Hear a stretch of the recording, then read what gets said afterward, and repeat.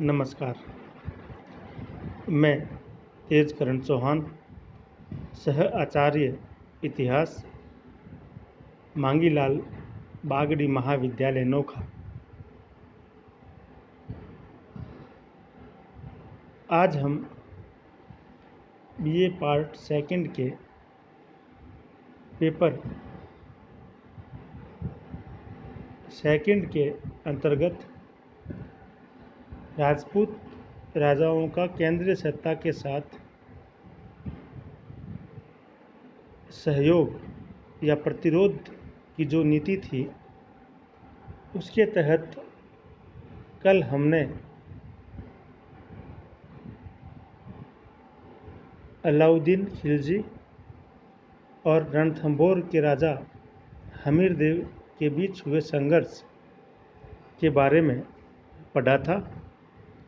आज हम उसी अध्याय के अंतर्गत मेवाड़ के महाराणा सांगा का दिल्ली की सत्ता के साथ संघर्ष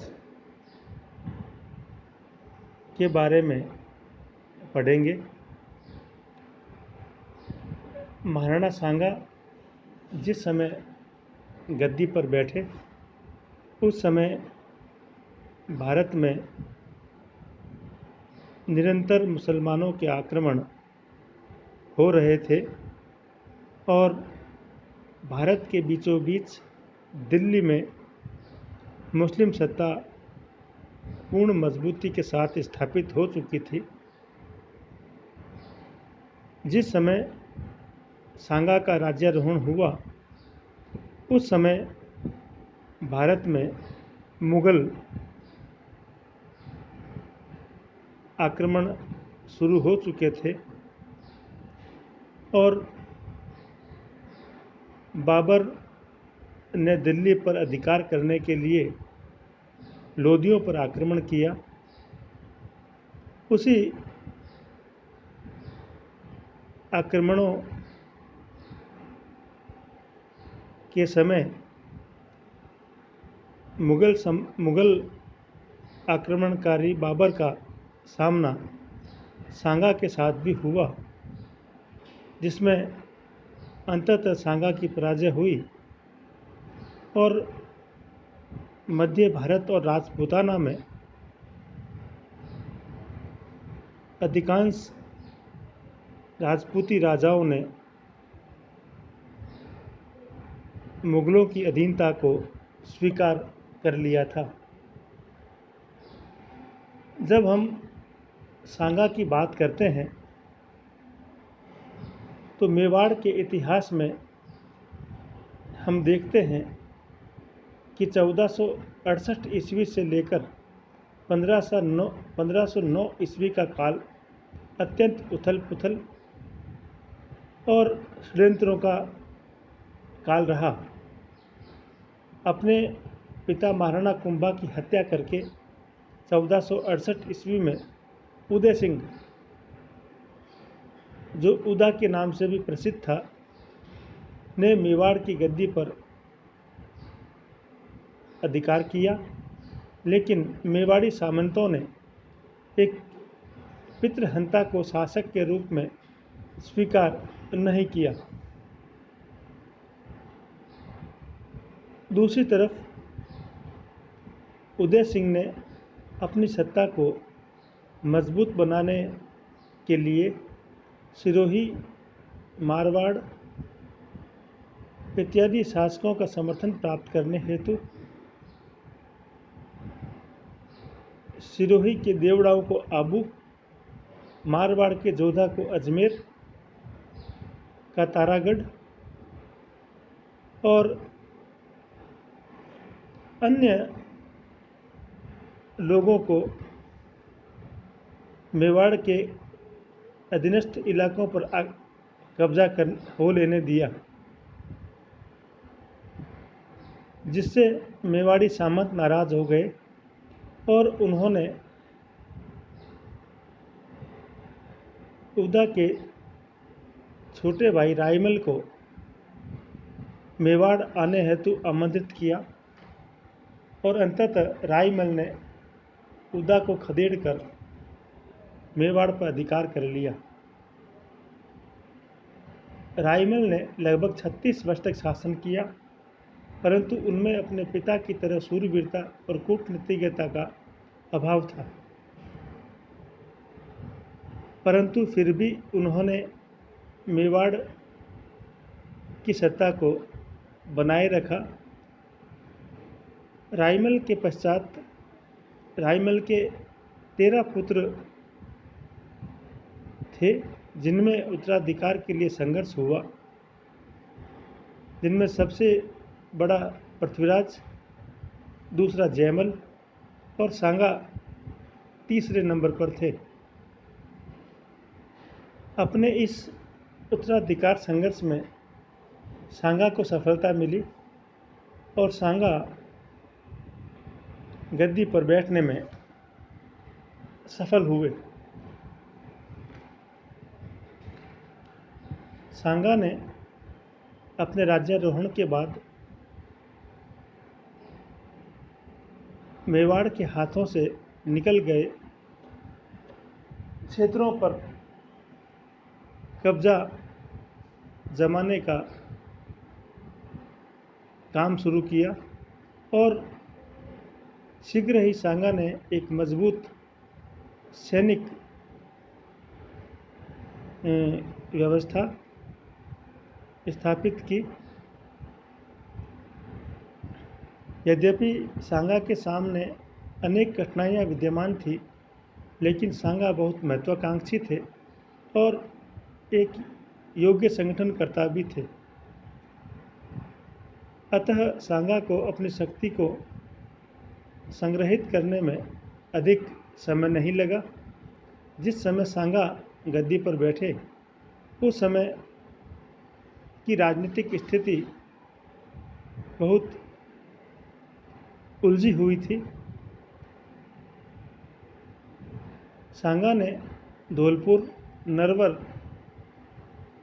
चंदेरी और अवंतगढ़ पर अधिकार करने हेतु दिल्ली सल्तनत के साथ उसका संघर्ष हुआ।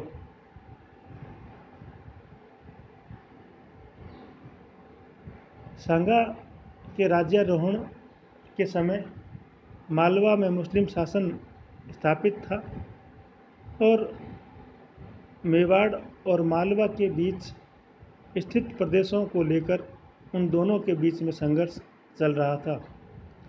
उसी समय गुजरात में महमूद बेगड़ा शासन कर रहा था। अतः गुजरात और मेवाड़ की लगती हुई सीमावर्ती क्षेत्रों पर अधिकार को लेकर उसके साथ भी उसका संघर्ष हुआ।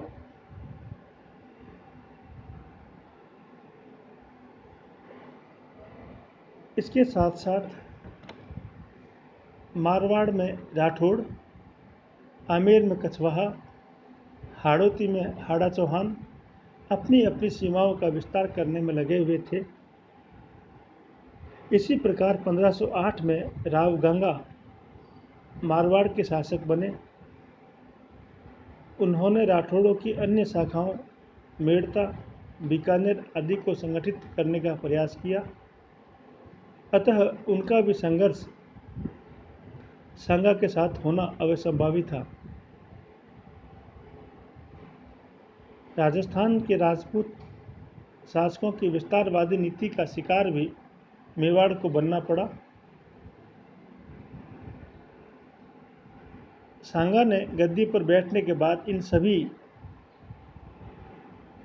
शक्तियों यथा दिल्ली, मालवा, गुजरात और अन्य राजपूती शासकों के साथ अपने संबंधों को नए तरीके से समझना शुरू किया और उनको समझने के बाद अपने अनुकूल स्थितियां बनाने के लिए उसने अपना विजय अभियान शुरू किया।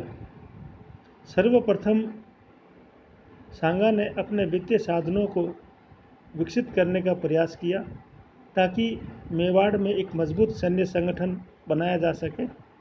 तत्पश्चात राजस्थान पर अपने वर्चस्व को स्थापित करने के लिए सर्वप्रथम सांगा ने अजमेर पर आक्रमण किया और उस पर अधिकार कर लिया। अजमेर के बाद सांगा ने चाकसू पर आक्रमण किया और चाकसू को भी जीत लिया। अजमेर और चाकसू पर अधिकार करने के बाद जब मेवाड़ की सीमाओं का विस्तार हुआ तब उसका सामना राजस्थान तब सांगा का सामना मालवा और गुजरात के साथ भी संघर्ष शुरू हुआ। इसी क्रम में जब सांगा ने ईडर के राज्य में हस्तक्षेप किया, ईडर के प्रश्न को लेकर गुजरात के साथ संघर्ष शुरू हुआ।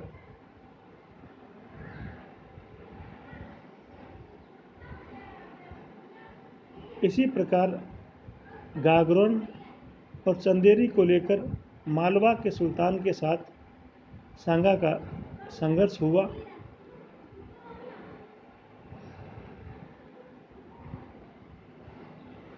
इन दोनों ही मुस्लिम राज्यों के साथ संघर्ष के अनेक कारण विद्यमान थे, लेकिन मुख्य रूप से हम यही कह सकते हैं कि इन तीनों ही शासकों का पर्याप्त रूप से महत्वाकांक्षी होना, तीनों ही शासक एक दूसरे के प्रभाव को सहन करने को तैयार नहीं थे। उसके साथ साथ धार्मिक और सांस्कृतिक कारण भी इन तीनों ही राज्यों के बीच संघर्ष का एक और कारण थे। इसके बाद अपने राजनीतिक वर्चस्व को बनाए रखने के लिए भी लगातार ये तीनों ही शक्तियाँ आपस में एक दूसरे के साथ संघर्षों में उलझी रही। यहाँ हम मुख्य रूप से दिल्ली सल्तनत और सांगा के संघर्ष के बारे में चर्चा करेंगे, क्योंकि हमारे पाठ्यक्रम में सांगा और दिल्ली के साथ उसके संबंधों के बारे में ही सम्मिलित किया गया है। अतः हम विस्तार पूर्वक मालवा, गुजरात, अन्य राजपूती राज्यों के साथ संघर्ष को नहीं पढ़ेंगे। यहाँ हम केवल दिल्ली सल्तनत और सांगा के साथ जो संघर्ष हुए उन्हीं के बारे में हम चर्चा करेंगे। सिकंदर लोदी की मृत्यु के बाद उसका ज्येष्ठ पुत्र इब्राहिम 22 नवंबर 1517 को दिल्ली की गद्दी पर बैठा। सिकंदर के अंतिम दिनों में सांगा ने दिल्ली सल्तनत की निर्बल स्थिति को देखकर सल्तनत के अधीन वाले मेवाड़ के सीमा से लगे हुए अनेक क्षेत्रों को अधिकृत कर लिया। सिकंदर की मृत्यु के बाद इब्राहिम लोदी और उसके छोटे भाई जलाल खां के बीच उत्तराधिकार के संघर्ष का लाभ उठाते हुए सांगा ने पूर्वी राजस्थान के उन क्षेत्रों को जो दिल्ली सल्तनत के अधिकार में थे को जीतकर अपने राज्य में मिला लिया। जब इब्राहिम गद्दी पर बैठा तब उसने सांगा को सबक सिखाने के लिए मेवाड़ पर आक्रमण किया। उन दोनों के बीच संघर्ष का एक कारण यह भी था कि सुल्तान इब्राहिम लोदी मालवा पर अपना प्रभाव बनाए रखना चाहता था और इसके लिए उसे सांगा को पराजित करना आवश्यक था, क्योंकि सांगा भी मालवा को अपने अधीन बनाए रखने हेतु प्रयत्नशील थे। 1518 ईस्वी में इब्राहिम लोदी ने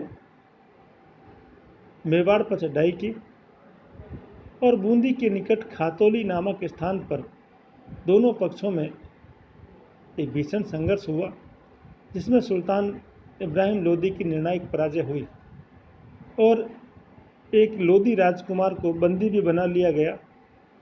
यद्यपि सांगा को भी इस युद्ध में व्यक्तिगत नुकसान उठाना पड़ा। एक बाजू सांगा का इस युद्ध में कट गया था। तत्कालीन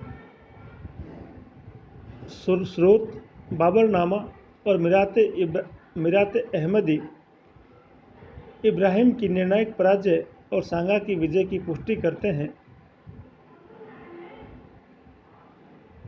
खातौली के युद्ध में विजय प्राप्त करने के बाद सांगा ने अपना अभियान जारी रखते हुए टोडा भीम के पास अपना पड़ाव डाला।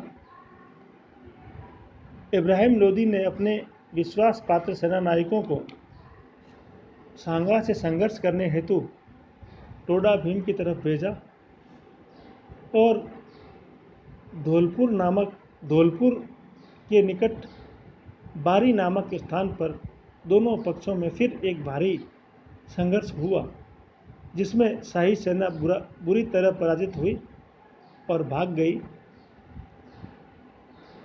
बाबरनामा में स्वयं बाबर लिखता है कि धौलपुर के युद्ध में राजपूत निर्णायक रूप से विजयी रहे। यह सांगा की शक्ति का चरम उत्कर्ष था। इसके पश्चात 1525 के अंत और 1526 के शुरुआती कुछ दिनों में सांगा ने दिल्ली के सुल्तान इब्राहिम लोदी को भी पराजित किया, जो उसकी शक्ति का चरम उत्कर्ष था। और धीरे धीरे अनेक हिंदू राजा और सरदार सांगा के नेतृत्व को स्वीकार करते जा रहे थे। कर्नल टॉड लिखते हैं कि इस समय तक 7 उच्च श्रेणी के राजा, 9 राव और 104 सरदार सांगा की सेवा में उपस्थित हो गए थे।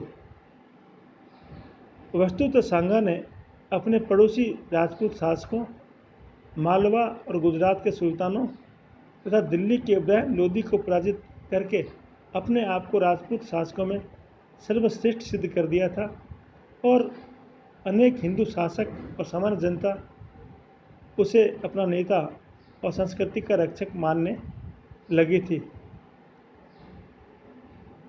इस प्रकार सांगा अपने पूर्ण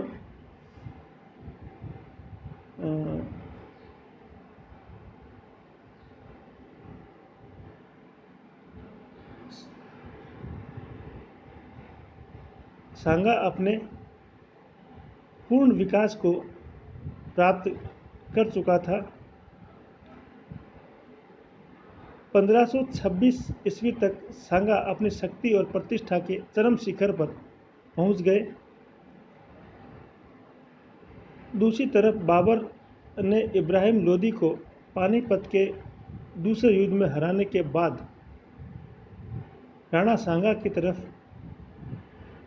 मुंह किया। सांगा अब तक भारत के शक्तिशाली सुल्तानों को परास्त कर संपूर्ण भारत में ख्याति प्राप्त कर चुके थे, परंतु अब उसके सामने उसी के समान एक साहसी और पराक्रमी व्यक्ति से मुकाबला करना शेष था। भारत में मुगल साम्राज्य के संस्थापक बाबर की गणना एशिया के श्रेष्ठ और सम्मानित शासकों में की जाती है। बाबर ने भी राणा सांगा की भांति जीवन में बहुत उतार चढ़ाव देखे थे। मध्य एशिया में फरगना और समरकंद के अपने पैतृक राज्य को खोने के बाद उसने काबुल में अपना नया राज्य स्थापित किया, परंतु बाबर जैसा महत्वाकांक्षी व्यक्ति काबुल जैसे छोटे से राज्य से संतुष्ट होने वाला नहीं था। अतः उसने हिंदुस्तान को जीतने का निश्चय किया और 1526 में उसने दिल्ली के सुल्तान इब्राहिम लोदी को पानीपत के युद्ध में निर्णायक रूप से परास्त कर दिल्ली, ग्वालियर और आगरा तक के क्षेत्र पर अधिकार जमा लिया। पानीपत की विजय के बाद बाबर ने राजपूत राजा राणा सांगा की तरफ ध्यान किया और उसने भारत में अपना साम्राज्य स्थापित करने और सर्वोच्चता ग्रहण करने के लिए सांगा को पराजित करना उसके लिए अनिवार्य था।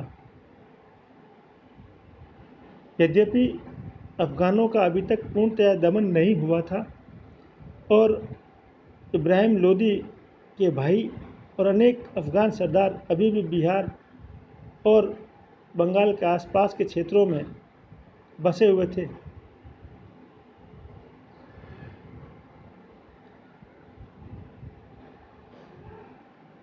किंतु बाबर ने पहले सांगा की शक्ति और महत्वाकांक्षा को ध्यान में रखते